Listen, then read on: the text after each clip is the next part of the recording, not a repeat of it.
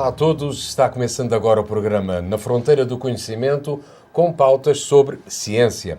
Aquela ciência que nos cerca a todo o momento e em todo o lado e que você nem sequer dá por ela. Um programa que vai ao ar aqui no canal 10 da NET São Carlos com um toque luso-brasileiro e sempre com um convidado especial que conversará sobre assuntos de interesse nas áreas da ciência, tecnologia, inovação, ensino e educação. Por isso, sinta-se à vontade e fique connosco na próxima meia hora.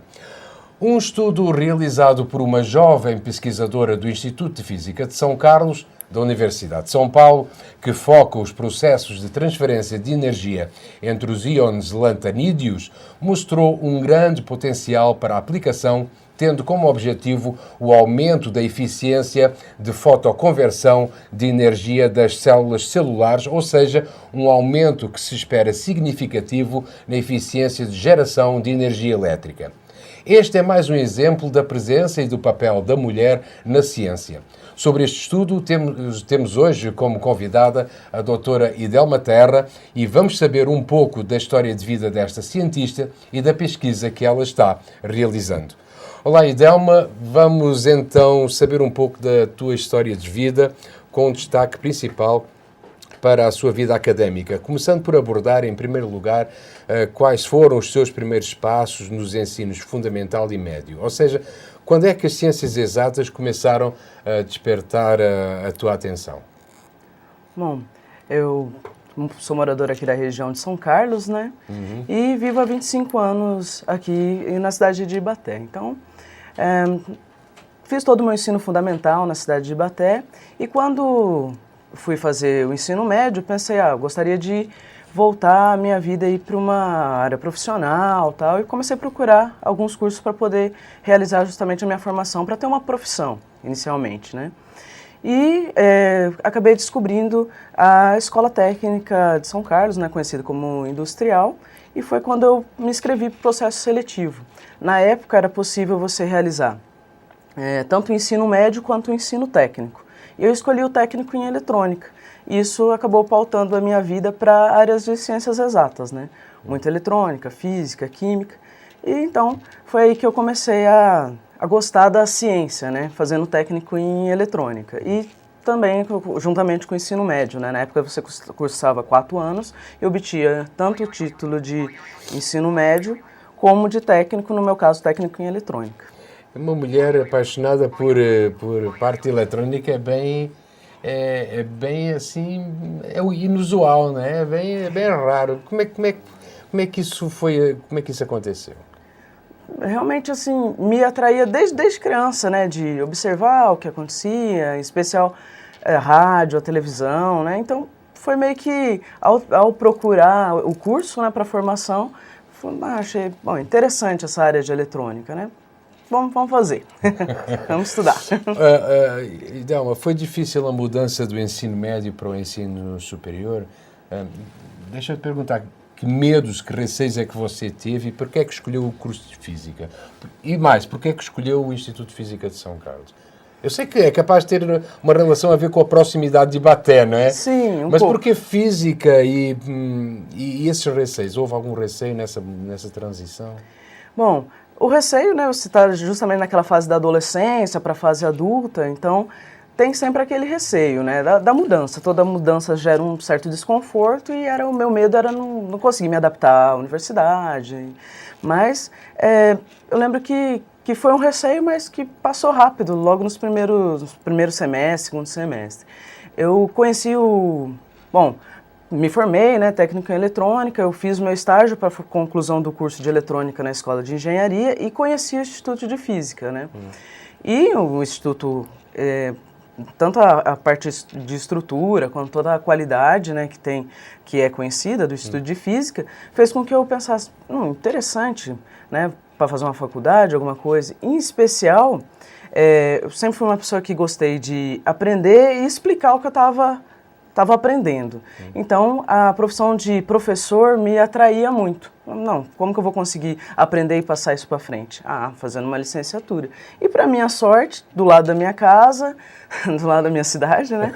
Eu tinha aí um curso de licenciatura em física, que sempre foi a área que eu mais gostei, me identifiquei lá no ensino médio e tal. Falei, ótimo, então vamos fazer um curso próximo, é o que eu quero, num excelente instituto. Então, casou certinho. Tu ingressa no Instituto de Física de São Carlos, começa a tua graduação e aí é um choque. Eu creio que deve haver um choque. Né? Sim, sim. Quais foram as tuas principais dificuldades na tua graduação?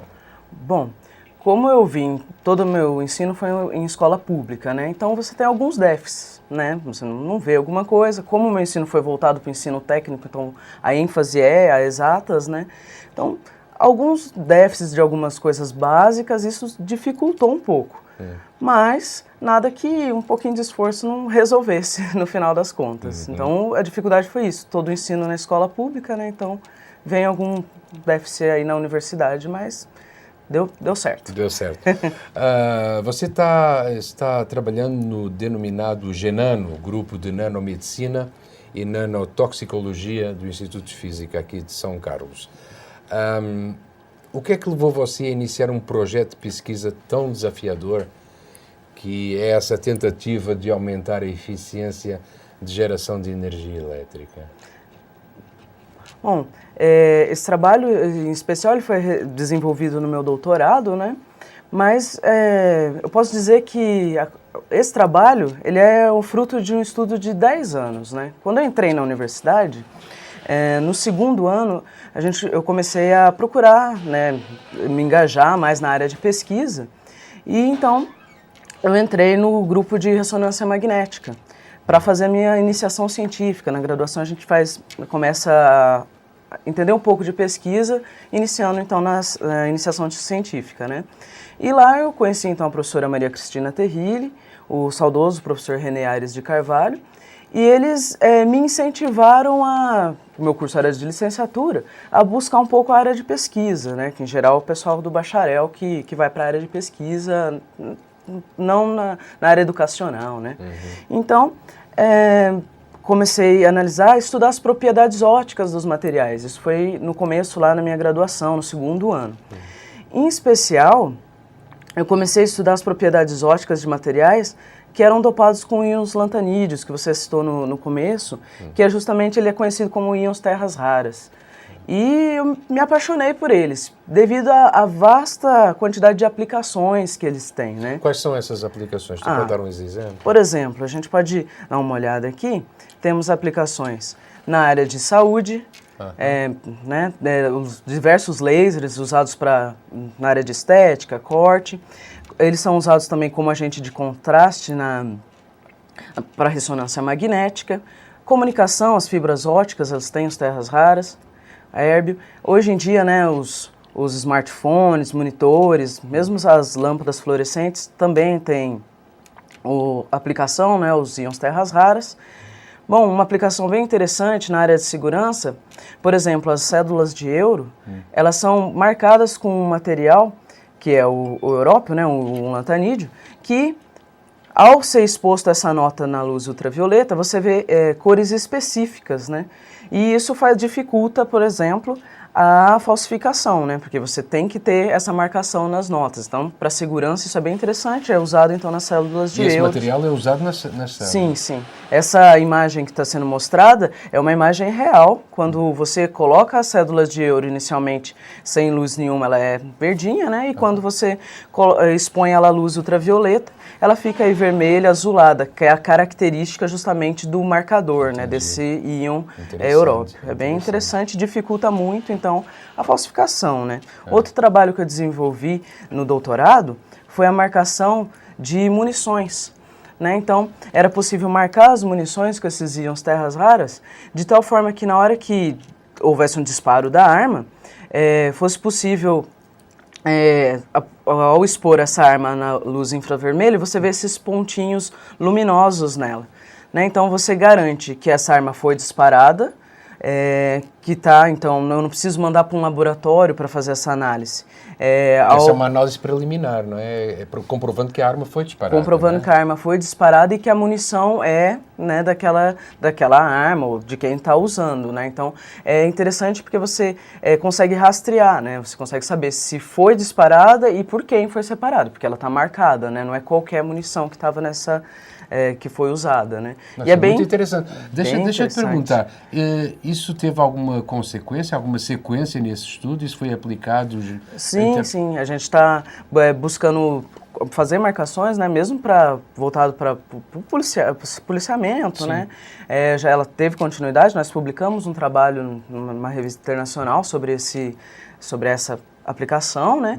E a ideia realmente é colocar isso no dia a dia, né? Porque é super importante, né? Você saber, e sem precisar mandar para um laboratório, né? Você expõe ela na luz, você vai ver ela brilhar. Bom, então ela foi disparada, né? E assim como aonde essa munição atingiu, né? Você vai saber se foi mesmo dessa, por exemplo, um policial que atirou ou não.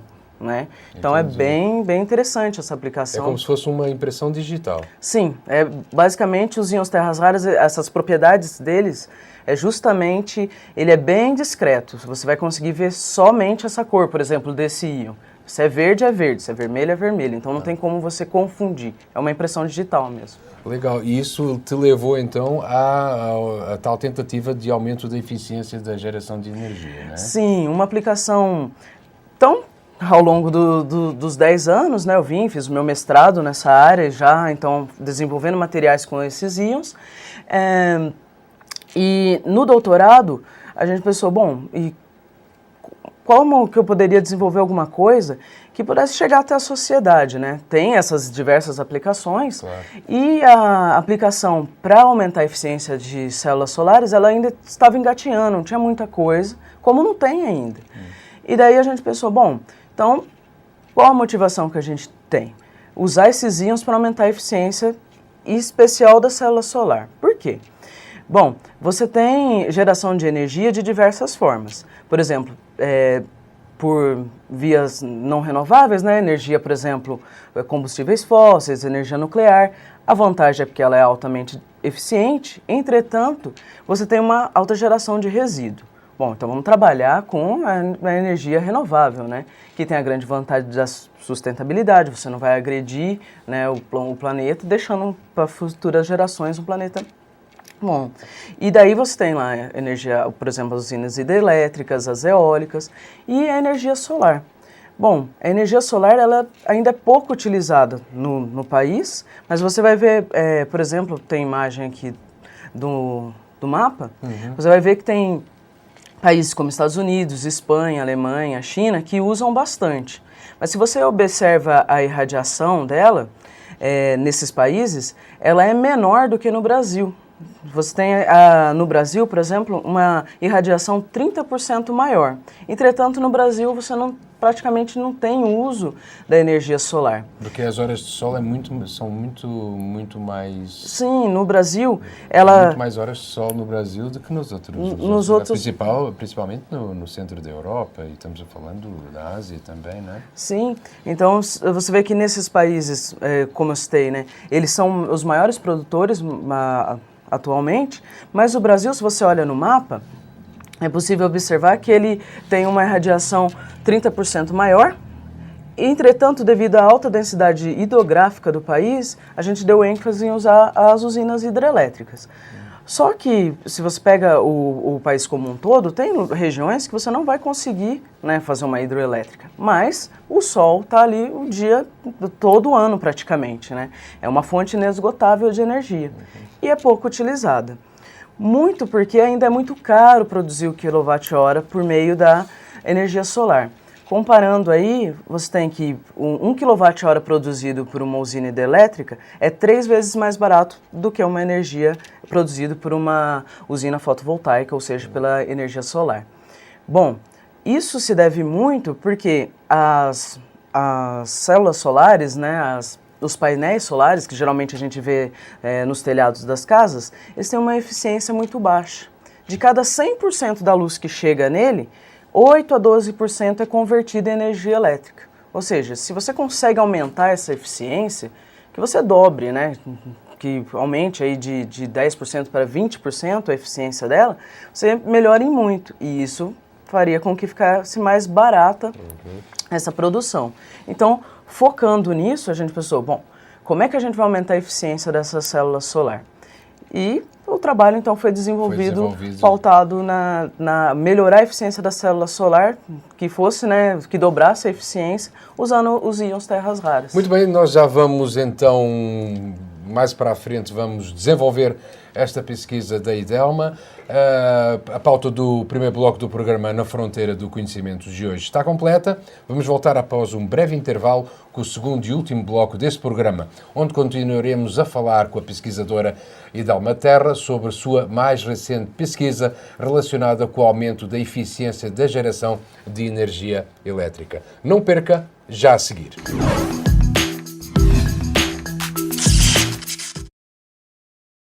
Estamos recebendo no programa de hoje a jovem pesquisadora IDELMA Terra, do Instituto de Física de São Carlos, da Universidade de São Paulo, responsável pelo desenvolvimento de um estudo que visa aumentar a eficiência de geração de energia elétrica. IDELMA, de onde é que partiu essa ideia e quais foram os docentes que auxiliaram você a desenvolver todo esse projeto? Certo. Bom, então, como citei anteriormente, né, foi tentar usar os íons terras raras para aumentar a eficiência da célula solar, especial a de silício, né, que é 90% das células solares que estão presentes no mercado é de silício, que tem uma eficiência baixa, entre 8% e 12%. Bom, como fazer isso? É possível observar no espectro aqui, que o espectro solar, que é esse em preto, ele abrange lá da região do visível até o infravermelho. E a intensidade maior é justamente nessa região aqui do visível. Bom, mas a resposta da célula solar, ela é maior que em vermelho, né? É possível observar na região do infravermelho, né? Em torno de 1.900 nanômetros. Bom, isso é ruim, porque a maioria dessa energia aqui ela é perdida, né? 70% da energia solar que chega, ela vai ser perdida justamente. Essa região aqui, essa região no visível, ela não é absorvida pela célula e também essa região no infravermelho, aqui embaixo, acima de 1.000 nanômetros. Bom, então seria interessante fazer um material que convertesse essa região do visível para a região do infravermelho, onde a célula solar absorve mais, bem como um outro processo que convertesse essa outra parte do espectro aqui do infravermelho acima de 1.000 nanômetros para a região em torno de 1.000. Então, esses processos a gente dá o nome de conversão descendente e ascendente de energia. E, basicamente, é isso aí que a gente começou a estudar, certo? Legal. E os docentes que me auxiliaram? Digamos que deram aquele amparo para tu seguir em frente. Certo. Esse trabalho ele foi orientado pelo professor Luiz Antônio de Oliveira Nunes. E, como eu citei lá na minha graduação, eu tive o auxílio da professora Maria Cristina e do professor René. E eles foram me auxiliando ao longo de toda a minha carreira acadêmica, né? No mestrado, a professora Maria Cristina me orientou e no doutorado, então, o professor Luiz Antônio, que tem uma vasta experiência nessa área de espectroscopia óptica, trabalhando com os íons lantanídeos, terras raras, né? Ele, então, fui trabalhar com ele, foi ele que deu essa ajuda juntamente com a professora Maria Cristina Terrilli, uma co-orientação dela, né? Certo. Então, são ao longo de 10 anos de trabalho, a gente trabalhando junto, né? E eles me auxiliaram, foi eles... Foram os pilares. Guia, né? Os pilares. Quais são os próximos passos desta pesquisa, então? Como posso mostrar aqui no gráfico, é interessante, né? A gente estudou diversos íons que poderiam ser usados, né? Que absorvessem na região do visível, né? É possível observar que eu citei alguns, né? Térbio, érbio. Eles absorvem nessa região e daí a gente transferiu justamente para um outro íon que emite na região do infravermelho, né? Que é esse térbio. Então, nós conseguimos fazer alguns materiais, né? Vidros, cristais, nanopartículas, dopados com esses materiais.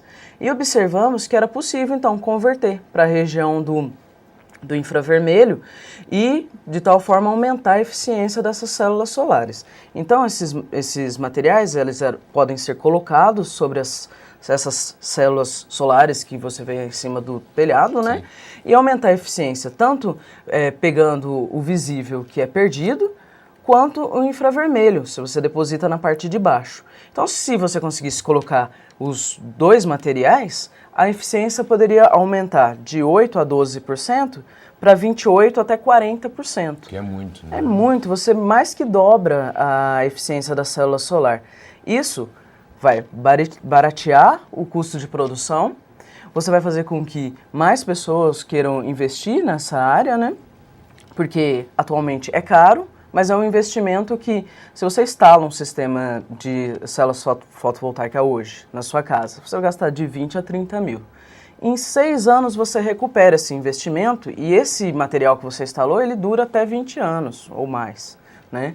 Então, se em 6 anos você recupera isso, se você tivesse um material que eu aplique e aumente a eficiência da célula solar, esse investimento ele viria muito mais rápido. Eu baratearia já a produção, né, baratearia esse material, porque mais pessoas comprariam, mais pessoas se interessariam. Bom, e se você pensa isso em larga escala, numa usina fotovoltaica, você vai produzir muito mais e esse material, o quilowatt-hora produzido por ela vai ficar muito mais barato. Então, você facilitaria muito mais a difusão, o uso, né, da energia solar no país, assim como no mundo inteiro. Então, os próximos passos é justamente tentar aplicar isso, né, fazer esse material desenvolvido na universidade chegar até a comunidade, até a sociedade, né, fazendo justamente o papel da ciência, né, sair do laboratório e chegar na comunidade. Então, os próximos passos que a gente está tentando, já foram feitos testes, né, aplicamos os materiais na célula solar, vemos que há um aumento, né, nessa eficiência, então agora é refinar, né, melhorar, fazer ficar mais... arrumar mesmo essa aplicação para que seja produzido em larga escala. E já há contactos em termos, digamos, do setor produtivo ou ainda não? Ainda nós estamos buscando, né, algumas parcerias, estamos caminhando. Acho que nos próximos anos é possível, sim, e tem um grande potencial. E Dalma, você já está pensando em uma nova pesquisa ou essa ainda ocupa muito o seu tempo? Essa ocupa o meu tempo, mas atualmente eu estou realizando pós-doc, né? E, como eu falei, as aplicações dos íons terras raras são diversas. Então, atualmente eu estou trabalhando na área de biosensores e marcadores para câncer, que é possível, então, eu utilizar os íons terras raras, pegar toda essa bagagem que eu tenho, né? Então, explica lá um pouquinho mais essa do câncer, que essa me despertou a atenção. Uhum. Só levantar um pouquinho do véu aí. Eu sei que tu não podes falar muito sobre isso, mas tenta explicar só um pouquinho. Esses marcadores, né, é possível você conseguir, por exemplo, fazer um material que, ao tirar sangue da pessoa, eu consiga colocar nesse material, se ele tiver a gente fala ligar, né, imobilizar e ligar, é possível só com uma irradiação jogar uma luz e, como eu falei, os íons terras raras ele emite, né, ele tem como uma impressão digital, sempre é na mesma, você vai ver sempre aquela cor ou aquela específica emissão. Se a pessoa está acometida desse câncer, por exemplo, no sangue dela você vai ter algumas células, né, dessa doença, e é possível, então, marcar, que é o que a gente consegue, então, ver a emissão dessa luz, né? Você põe uma luz e consegue ver. Se ela não brilha, né, se você não vê uma cor emitir ali, quer dizer que a pessoa está livre, não tem esse problema. E será um diagnóstico preditivo ou não? Não. É um diagnóstico quando mesmo, a pessoa... já um diagnóstico efetivo, não é? Sim, mas ele não é tão invasivo, né? Se eu tiro o sangue da pessoa e consigo detectar, é bem mais prático, né? Do que você ter que fazer uma cirurgia, tirar um pedacinho. Sim, um pedaço, fazer a tal biópsia, né? Biópsia. A tal biópsia que Isso, é um horror. Era um horror, né? E você consegue detectar em quantidades pequenas. Então, se você consegue... né, logo no início da doença detectar isso facilita muito, né, o tempo que a pessoa vai ter ali para poder remediar, né, tomar as devidas providências. Então, aí está no começo ainda, a gente vai desenvolver. Promissor. Tu sentes que tu tens uma responsabilidade direta para o país, não é? Sim. Você ainda é muito nova. Que idade é que você tem? Desculpa, nunca se pergunta a idade a uma senhora, mas é assim, eu vou-me atrever a ser mal educado, mas que idade é que a Dalma? 34. 34. Parece nova. Uma jovem, tu tens consciência da tua contribuição e daquilo que tu estás fazendo e da responsabilidade que você tem como cientista?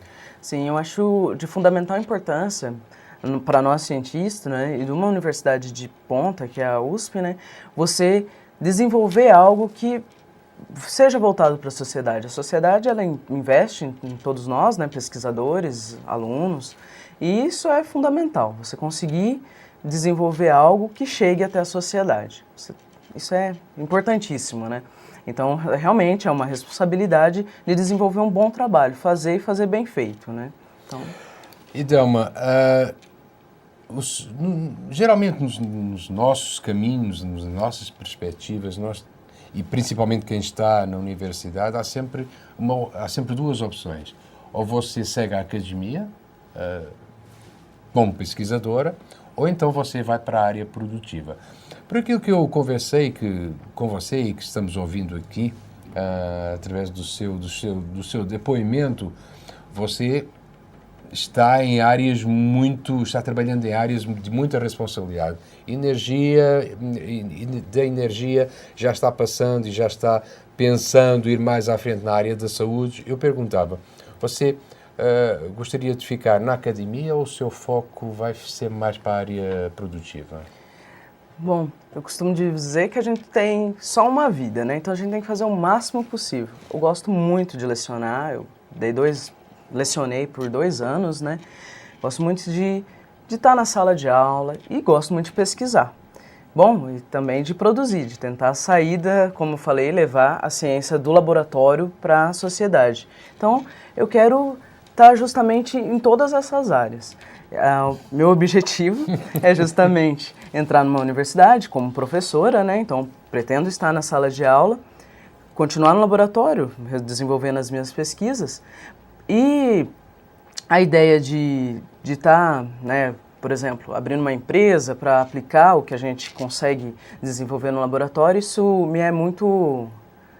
me chama muita atenção. É uma coisa que realmente eu gostaria de fazer e estou buscando para fazer isso. Então eu digo que temos que aproveitar a vida e desenvolver o máximo possível que ela nos possibilita. Então me possibilitou fazer uma coisa que eu gosto muito, que é lecionar, pesquisar e, quem sabe, uma empresária. Nos teus contactos, através das tuas pesquisas, quais são as diferenças substanciais que existem, por exemplo, entre o trabalho que se faz aqui no Brasil, principalmente na USP, que é onde tu está, e o trabalho no exterior, noutras universidades do exterior, dentro da tua área de conhecimento? Eu acho que estamos no mesmo patamar. Tem uma ênfase, né, você pegar a Alemanha, que, por exemplo, na produção de energia solar, bem desenvolvida, tem bastante investimento, tanto público como privado. No Brasil talvez falte um pouco disso, né? A iniciativa privada, ela investir mais, mas temos investimentos, mas eu acho que dá para equiparar. Eu acredito muito que estamos no mesmo patamar, assim, e quando você trabalha numa universidade como a USP, possibilita você trabalhar de igual para igual, né? Como as melhores universidades do mundo. Alguma mensagem especial para quem te está ouvindo? Que estudar vale a pena. E vai continuar estudando. Com certeza. Muito obrigado, Edelma. O programa Na Fronteira do Conhecimento fica por aqui, restando agradecer à doutora Edelma Terra pela participação e pelas opiniões que partilhou connosco. Se você tem sugestões sobre temas que gostaria de ver tratados aqui, se deseja fazer elogios ou críticas, envie um e-mail para o endereço eletrónico que aparece aqui no rodapé. Contamos com a sua participação, pois este programa é mesmo para você. Marcamos encontro na próxima semana. Para já é tudo. Fique bem. Até lá.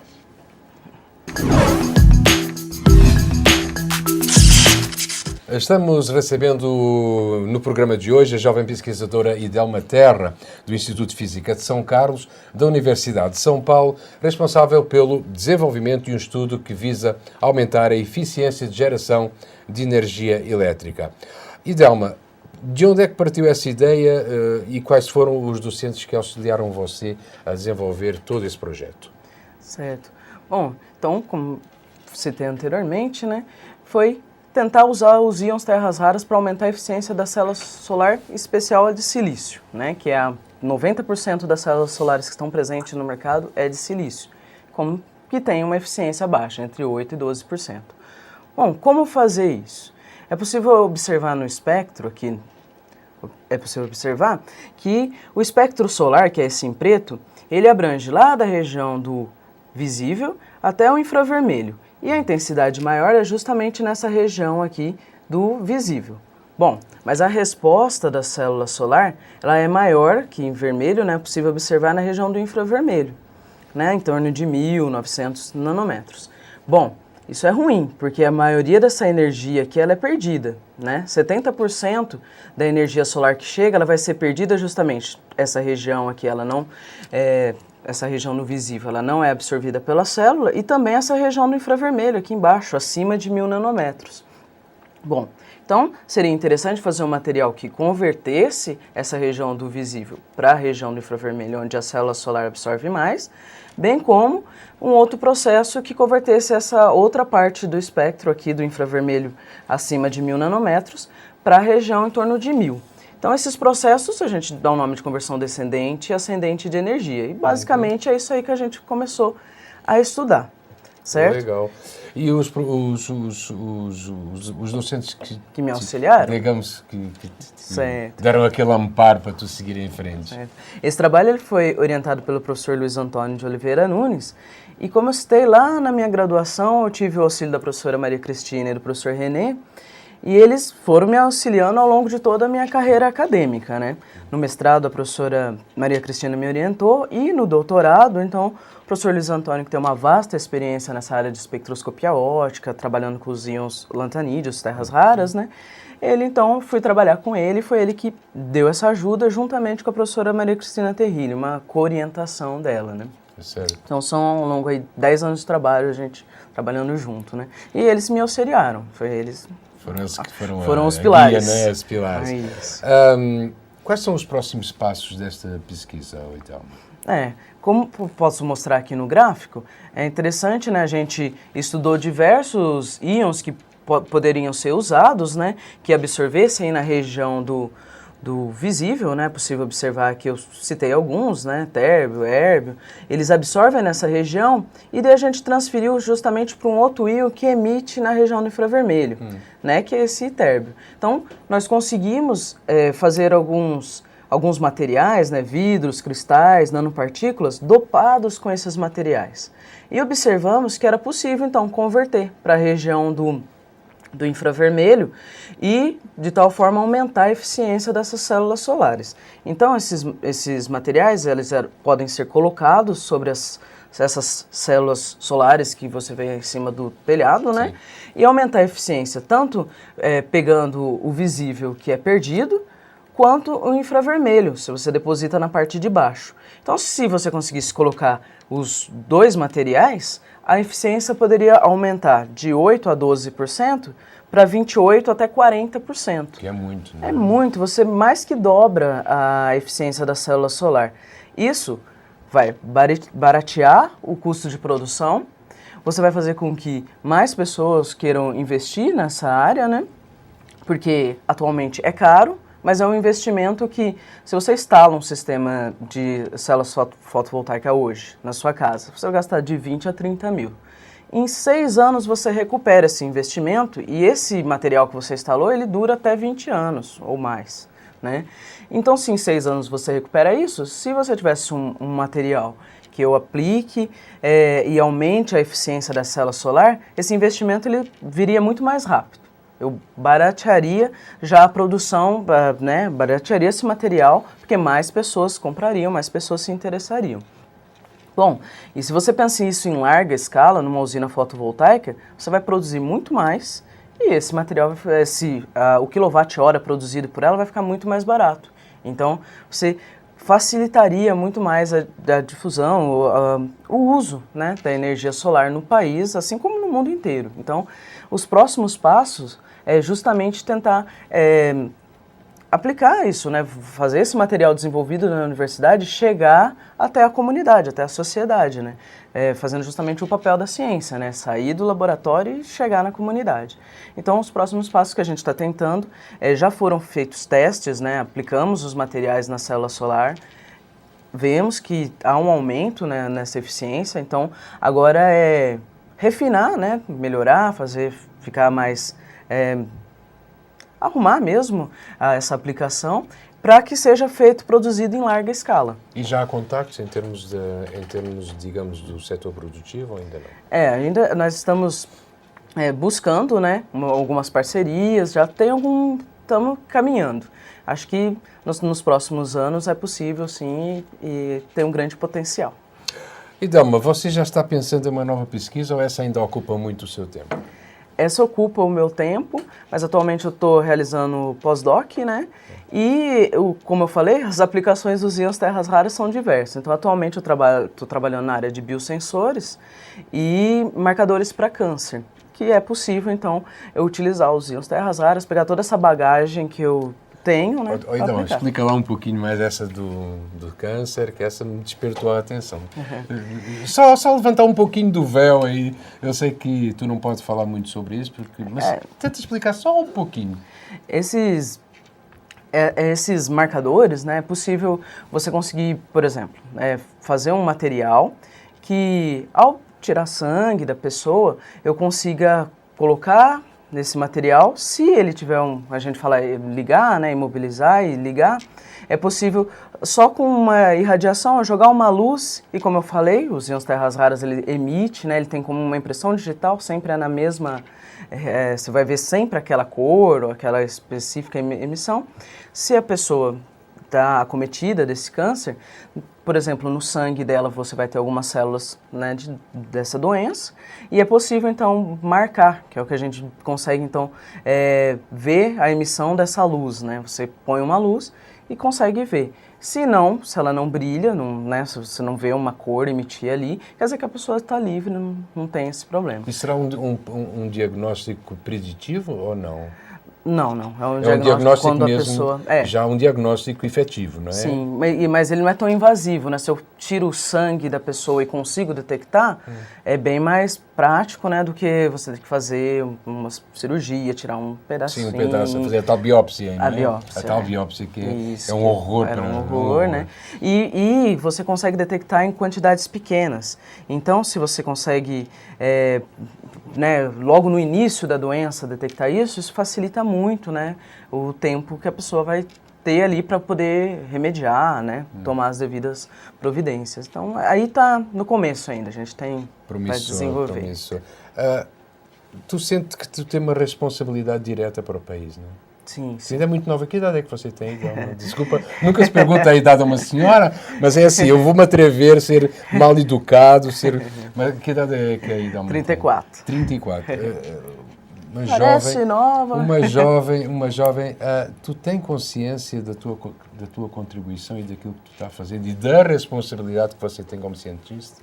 Sim, eu acho de fundamental importância para nós cientistas, né, e de uma universidade de ponta, que é a USP, né, você desenvolver algo que seja voltado para a sociedade. A sociedade, ela investe em todos nós, né, pesquisadores, alunos, e isso é fundamental, você conseguir desenvolver algo que chegue até a sociedade. Isso é importantíssimo, né? Então, realmente é uma responsabilidade de desenvolver um bom trabalho, fazer e fazer bem feito, né? Então... E Delma,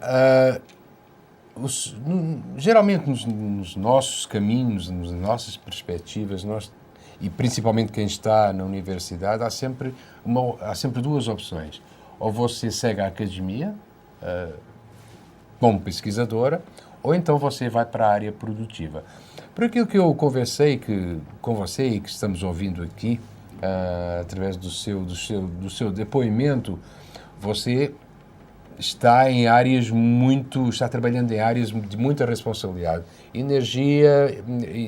Da energia já está passando e já está pensando ir mais à frente na área da saúde. Eu perguntava, você gostaria de ficar na academia ou o seu foco vai ser mais para a área produtiva? Bom, eu costumo dizer que a gente tem só uma vida, né? Então a gente tem que fazer o máximo possível. Eu gosto muito de lecionar, lecionei por 2 anos, né?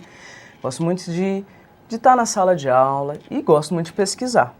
Bom, e também de produzir, de tentar como eu falei, levar a ciência do laboratório para a sociedade. Então, eu quero estar justamente em todas essas áreas. O meu objetivo é justamente entrar numa universidade como professora, né? Então, pretendo estar na sala de aula, continuar no laboratório, desenvolvendo as minhas pesquisas. E a ideia de estar, né, por exemplo, abrindo uma empresa para aplicar o que a gente consegue desenvolver no laboratório, isso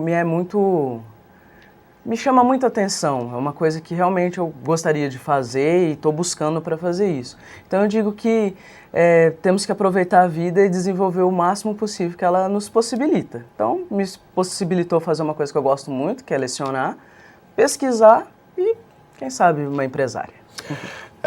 Nos teus contactos, através das tuas pesquisas, quais são as diferenças substanciais que existem, por exemplo, entre o trabalho que se faz aqui no Brasil, principalmente na USP, que é onde tu está, e o trabalho no exterior, noutras universidades do exterior, dentro da tua área de conhecimento? Eu acho que estamos no mesmo patamar. Tem uma ênfase, né, você pegar a Alemanha, que, por exemplo, na produção de energia solar, bem desenvolvida, tem bastante investimento, tanto público como privado. No Brasil talvez falte um pouco disso, né? A iniciativa privada, ela investir mais, mas temos investimentos, mas eu acho que dá para equiparar. Eu acredito muito que estamos no mesmo patamar, assim, e quando você trabalha numa universidade como a USP, possibilita você trabalhar de igual para igual, né? Com as melhores universidades do mundo. Alguma mensagem especial para quem te está ouvindo? Que estudar vale a pena. E vai continuar estudando. Com certeza. Muito obrigado, Edelma. O programa Na Fronteira do Conhecimento fica por aqui, restando agradecer à doutora Edelma Terra pela participação e pelas opiniões que partilhou connosco. Se você tem sugestões sobre temas que gostaria de ver tratados aqui, se deseja fazer elogios ou críticas, envie um e-mail para o endereço eletrónico que aparece aqui no rodapé. Contamos com a sua participação, pois este programa é mesmo para você. Marcamos encontro na próxima semana. Para já é tudo. Fique bem. Até lá.